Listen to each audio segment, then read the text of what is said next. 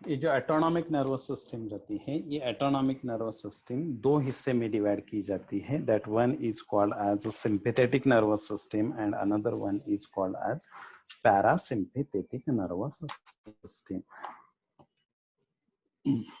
इसमें से एक को सिंपैथेटिक बोलते हैं और दूसरे को पैरासिम्पैथेटिक बोला जाता है. अब सिंपैथेटिक किससे बोला जाता है? What is the meaning for sympathetic? Sympathetic का मीनिंग क्या है? देखो, सिंपैथेटिक बोले तो that accelerate the heart beats. ये सिंपैथेटिक और पैरासिम्पैथेटिक दोनों एक दूसरे को एंटागोनिस्टिक रहते हैं. एंटागोनिस्टिक का मीनिंग क्या है? अपोजिट टू ईच अदर्स, एक दूसरे को अपोजिट रहते हैं. ठीक है. अब ये पैरासिम्पैथेटिक जो नर्वस सिस्टम रहती है, ये जो पैरासिम्पैथेटिक जो नर्वस सिस्टम, सिंपैथेटिक जो रहती है, that is responsible to accelerate the heart beat. वो हार्ट बीट को एक्सेलरेट करवाती है. तो पैरासिम्पैथेटिक क्या करवाती है? That is responsible to decrease the blood rate, heart beat rate.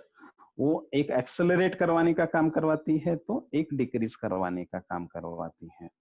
That sympathetic nervous system that is responsible to enlarge the pupils. वो pupil enlarge करने के लिए, पीपल एनलार्ज बोले तो जब हम ऐसे डार्कनेस में टू सी, हम देखने का प्रयास करते हैं, तो अपने जो आईज के जो पीपल्स रहते हैं वो पीपल्स को बढ़ा लेते हैं हम. तो वो पीपल्स को बढ़ा लेते हैं. Then supply the blood to muscles. वो ब्लड से मसल्स की तरफ जो भी सप्लाई होता है वो सिंपैथेटिक नर्वस सिस्टम के थ्रू हो जाता है. Supply blood to muscles, contract क्या करवाते हैं? Nerves of urinary bladder. ये यूरिनरी ब्लैडर्स के जो नर्व्स रहते हैं उनको कॉन्ट्रैक्ट करने का काम करवाता है. Lowers the intestinal digestion activities. Intestinal digestion activities को लोअर करवाता है. Helps in blood clotting. वो ब्लड क्लॉटिंग के लिए वो रिस्पॉन्सिबल रहते हैं. Increased the secretion of sweat glands. Sweat glands का सिक्रीशन इंक्रीज करवाते हैं. Make the breathing entire and promotes liver to release the sugar and decrease bile production, and some activities controlled by the nervous system. कुछ activities जो रहते हैं वो nervous system के through क्या किए जाते हैं? ऐसे sympathetic nervous system is responsible for that. ये एक्टिविटीज के लिए सिंपैथेटिक नर्वस सिस्टम क्या रहती है? रिस्पॉन्सिबल रहती है. अब उसके अगेंस्ट जो वर्क करती है, एंटागोनिस्टिक टू हिम, जो नर्वस सिस्टम रहती है, that is called as parasympathetic nervous system. वो नर्वस सिस्टम को पैरासिम्पैथेटिक नर्वस सिस्टम ऐसे बोला जाता है. अब ये पैरासिम्पैथेटिक जो नर्वस सिस्टम्स रहते हैं, which makes the analogous to the sympathetic nervous system. ये सिंपैथेटिक नर्वस सिस्टम को वो एनालॉगस रहते हैं. And that is slow down the heart beats. देखो उसके अगेंस्ट वो काम करवाते हैं. जैसे हार्ट बीट्स सिंपैथेटिक नर्वस ने बढ़ाया था, तो पैरासिम्पैथेटिक नर्वस सिस्टम क्या करवाते हैं? उसको स्लो डाउन करवाते हैं. वो प्यूपिल्स को एनलार्ज करवाते हैं, तो ये डायलेट्स करवाते हैं. वो लोअर द ब्लड प्रेशर, वो ब्लड प्रेशर हाई करवाते हैं, तो ये ब्लड प्रेशर को लो करवाते हैं. स्पीड द पेरिस्टेलिसिस, ये उस पेरिस्टेलिसिस को कम करवाते हैं. वो स्टिमुलेट्स द सेलिवरी ग्लैंड्स, तो उसकी सेलिवरी ग्लैंड सिक्रीशन वो स्टिमुलेट करवाते हैं, तो उसका सिक्रीशन कम करवाते हैं. कॉन्ट्रैक्ट्स द गॉल ब्लैडर, वो गॉल ब्लैडर को कॉन्ट्रैक्ट करवाते हैं, तो ये कम करवाते हैं. They promotes the pancreas for secretion और decrease the secretion of sweat glands. Sweat बोले तो अपना पसीना जो निकलता है उसको क्या करवाते हैं, उसके रेट को वो डिक्रीज करवाते हैं। तो एक इंक्रीज करवाता है तो दूसरा क्या करवाता है, डिक्रीज करवाता है। तो ऐसे ये एटोनॉमिक नर्वस सिस्टम दो सिस्टम के अंदर डिवाइड की जाती है। That one is called as sympathetic nervous system and another one is called as parasympathetic nervous system. ऐसे दो सिस्टम्स के अंदर वो डिवाइड की जाती है। तो ये नर्वस सिस्टम के तीन अलग अलग हिस्से हो गए। That one is called as central nervous system, second one is called as peripheral nervous system, और थर्ड वाला जो हिस्सा आता है that is called as autonomic nervous system. Autonomic nervous system के अंदर दो टाइप के नर्वस सिस्टम रहते हैं या दो टाइप के न्यूरॉन्स रहते हैं। That one is called as sympathetic and second one is called as parasympathetic. एक सिंपैथेटिक रहते हैं और दूसरे पैरासिम्पैथेटिक रहते हैं। अब तीसरे वाला जो रहता है that one is called as, अब उसके लास्ट में ये नर्वस सिस्टम के पार्ट हो गए। अब नेक्स्ट जो पार्ट आता है that is called as reflex action. Reflex action किससे बोलते हैं, देखो हम जो सडन कोई भी सडन इनवॉलंटरी जब रेस्पॉन्स दे देते हैं तो सर्टेन टाइप्स ऑफ स्टिमुलाई, कोई भी स्टिमुलाई को जब हम रिस्पॉन्ड करवाते हैं तो उसको क्या बोला जाता है, that is called as reflex action. उसको रिफ्लेक्स एक्शन बोला जाता है। तो reflex action is autonomic. Autonomic बोले तो अपने आप होने वाली, जैसे हमारे आईज के ऊपर किसी ने ऐसे लाइट को एक्सपोज कर दिया, when our lies are exposure to the bright light we suddenly enclose to our eyes. अपन अपने आईज को सडनली क्या करवाते हैं, एनक्लोज करवाते हैं, ऐसे आंखें बंद करवा लेते हैं। या on touching a hot object we sudden withdrawal our hand. कोई हॉट ऑब्जेक्ट को अगर हम हाथ लगाते हैं तो हम अपने इसको सडन विड्रॉल करवाते हैं, हाथ को ऐसे सडनली निकाल लेते हैं, बाजू को निकाल लेते हैं। या कोई ऐसे एक्सीडेंटली अपने कोई सामने आ जाता है ऐसे तो हम उस बाजू को हट जाते हैं। तो वो प्रोसेसेस के लिए, ऐसे प्रोसेसेस के लिए अपनी बॉडी जो सडनली इनवॉल्यूंटरी जो रिस्पॉन्स करवा देती है, वो सडन इनवॉल्यूंटरी रिस्पॉन्सेस को क्या बोला जाता है, that is called as reflex action. वो सडन इनवॉलंटरी एक्शंस को क्या बोलते हैं, तो रिफ्लेक्स एक्शंस बोला जाता है। तो this pathway takes place by the nerve impulses in a reflex action is called as reflex arc. तो उसका जो पाथवे रहता है, उसका जो वे रहता है रिफ्लेक्स एक्शन कंट्रोल करने का, तो उसको बोला जाता है रिफ्लेक्स आर्क, ऐसे बोला जाता है।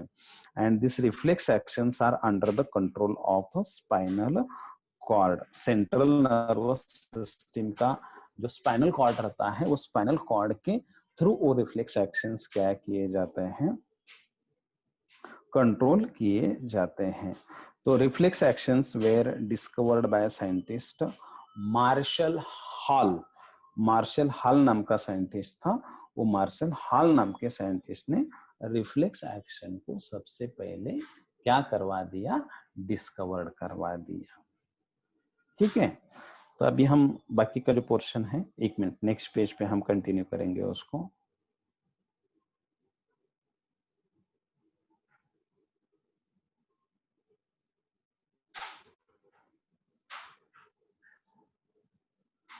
अब देखो, there are some examples of reflex actions.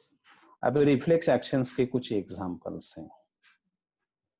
So this reflex actions are, देखो, moving our foot away when we step on something sharp.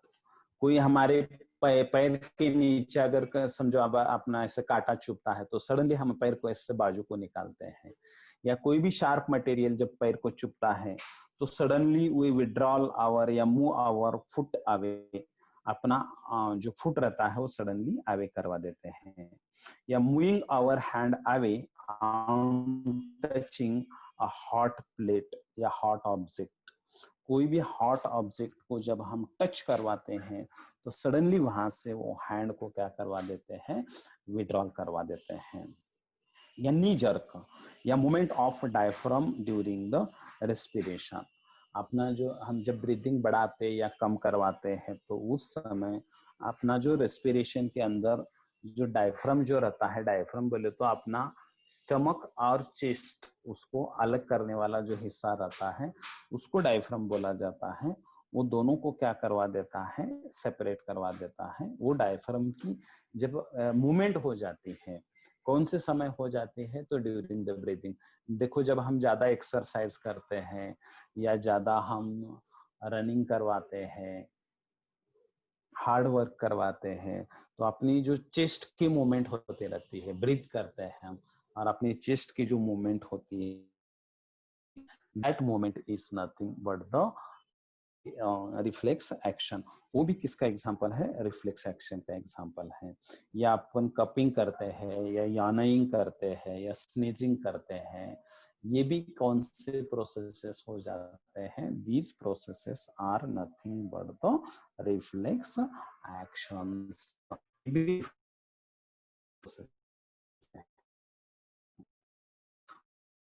दो टाइप में, one is called as conditional reflex action और दूसरा जो आता है अनकंडीशनल रिफ्लेक्स एक्शंस। एक को अनकंडीशनल बोला जाता है और दूसरे को कंडीशनल रिफ्लेक्स एक्शन बोला जाता है। तो अनकंडीशनल रिफ्लेक्स एक्शन किससे बोला जाता है, these are the rapid actions that are not controlled by brain. ये जो रैपिड सेक्शंस आ जाते हैं जो कि ब्रेन के कंट्रोल के थ्रू कंट्रोल के अंदर नहीं रहते हैं, जैसे कि फॉर एग्जांपल्स टीयर्स या नी जर्क रिफ्लेक्स, वो ऑटोमेटिकली होते रहते हैं, that is not depending on the power. जैसे कंडीशनल अनकंडीशनल किसे बोला जाता है,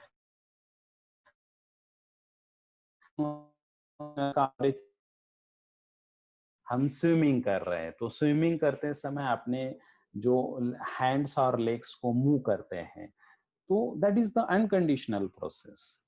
या our blinking of our eyelids when exposure to the bright, जब आंखों के ऊपर ऐसे ब्राइट लाइट आती है तो हम फटक से आंखें बंद कर लेते हैं, वो अनकंडीशनल रिफ्लेक्स एक्शन है।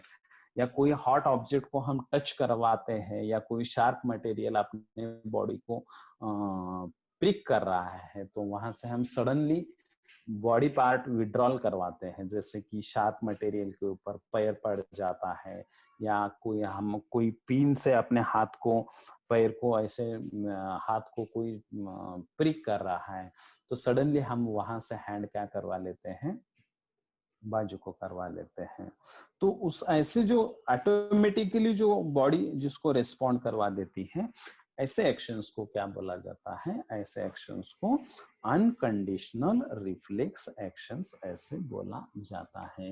या जैसे हम राइडिंग कर रहे हैं, कोई टू व्हीलर या फोर व्हीलर हम चला रहे हैं और कोई सडनली सामने आ जाता है तो सडनली हम ब्रेक लगा देते हैं, तो अपनी बॉडी उस समय इतना क्विक रिस्पॉन्ड करवा देती है कि हम वो एक्शन होने के बाद में एक्शन करते हैं और बाद में सोचते हैं, इतना सडन हम बॉडी को क्या करवाते हैं, रिस्पॉन्ड करवा देते हैं। तो ऐसे actions are called as reflex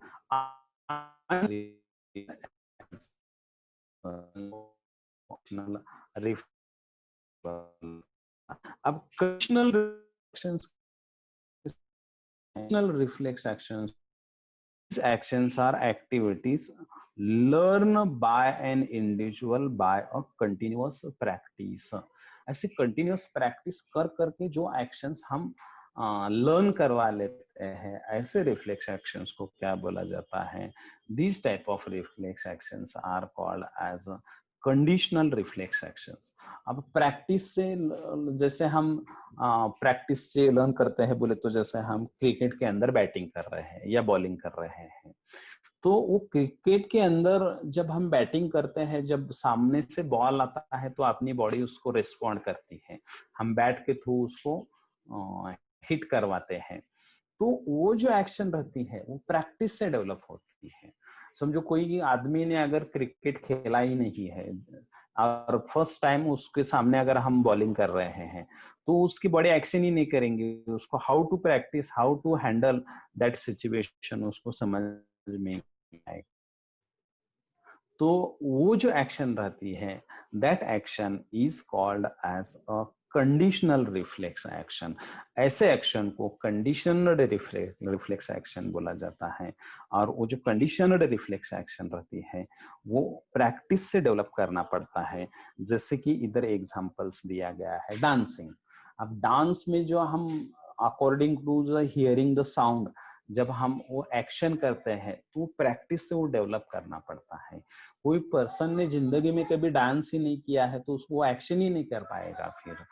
तो उसको बोला जाता है dancing is a conditional reflex action, cycling is a conditional reflex action, या swimming is a conditional reflex. समझो किसी ने तैरने को सीखा ही नहीं है, उसको जिंदगी में कभी पानी में वो उतरा ही नहीं है, तो वो सडनली स्विम नहीं कर सकता।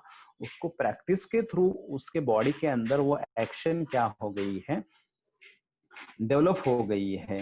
तो ऐसे एक्शन को क्या बोला जाता है, that type of action is called as conditional reflex action. ऐसे रिफ्लेक्स एक्शन को क्या बोला जाता है, कंडीशनल रिफ्लेक्स एक्शन बोला जाता है। तो these are under the control of cerebral. वो सेरेब्रल के अंदर, सेरेब्रल बोले तो अपना जो सेरेब्रम नाम का जो पोर्शन रहता है उसके अंडर वो प्रोसेसेस रहते हैं। तो ऐसे ये रिफ्लेक्स एंड एक्शन दो अलग अलग टाइप में किया जाता है। That one is called as conditional and another one is called as unconditional. जो जो प्रैक्टिसेस के, जो एक्शंस के लिए प्रैक्टिस नहीं लगती है, ऐसे एक्शंस को अनकंडीशनल बोलते हैं। और जिसको प्रैक्टिस करके फिर बॉडी में डेवलप किया जाता है। जो भी कोई भी हम गेम खेलते हैं तो उसको प्रैक्टिस से डेवलप करते हैं। जैसे हम फुटबॉल, क्रिकेट, वॉलीबॉल, कुछ भी गेम खेल रहे हैं तो उस वो एक्शन करने के लिए बॉडी के अंदर प्रैक्टिस डेवलप होनी पड़ती है, तभी बॉडी वो स्पेसिफिक मैनर में एक्शन करवाती है। तो ऐसे रिफ्लेक्स एक्शंस को क्या बोला जाता है, कंडीशनल या अनकंडीशनल रिफ्लेक्स एक्शंस बोला जाता है। तो स्पाइनल कॉर्ड या ब्रेन उसके मेन सेंटर्स रहते हैं। तो this is about reflex action. ये रिफ्लेक्स एक्शन के बारे में यहाँ तक हो गया। फिर नेक्स्ट पार्ट आता है that is about sense organs. तो यहाँ पर हमको दो सेंस ऑर्गन्स के बारे में पढ़ना है, एक है आईज और दूसरे है ईयर्स। ये दो सेंस ऑर्गन्स के बारे में पढ़ना है। तो about these sense organs we will study in next lecture. उस सेंस ऑर्गन के बारे में हम नेक्स्ट लेक्चर में स्टडी करेंगे, ठीक है। तो रिफ्लेक्स एक्शन तक आज का पोर्शन यहाँ तक कंप्लीट करवाते हैं। Remaining will be in next lecture. बाकी का जो है वो कल के लेक्चर में हम कंप्लीट करवाते हैं। Okay, good day for all.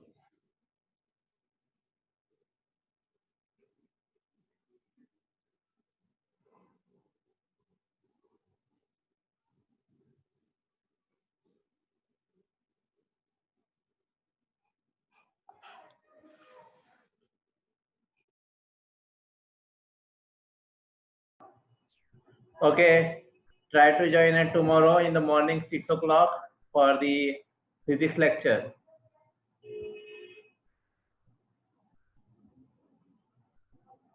Okay, Shreyash, I will. Today I will work on that.